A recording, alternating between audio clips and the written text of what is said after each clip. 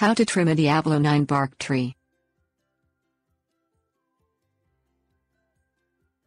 The Diablo Ninebark is a shrub that can grow nearly 6 feet high. It is adaptable to many conditions and can serve as a border in a yard or a windbreak in larger settings. In the early summer, it produces red and pink flowers. Like other shrubs, however, you may want to limit its size, which requires some trimming. Horticulturists recommend waiting until late winter or early spring before pruning. Things you'll need: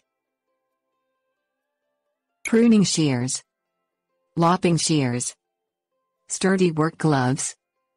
Identify the size and shape you desire in the shrub. The Diablo Ninebark can grow as wide as 10 feet. Search for a smaller branch that is located on the outer side of a larger branch.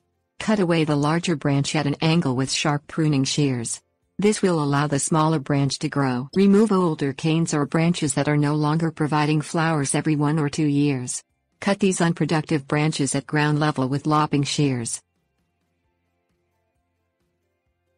Tips: warnings. Wear sturdy work gloves when trimming shrubs.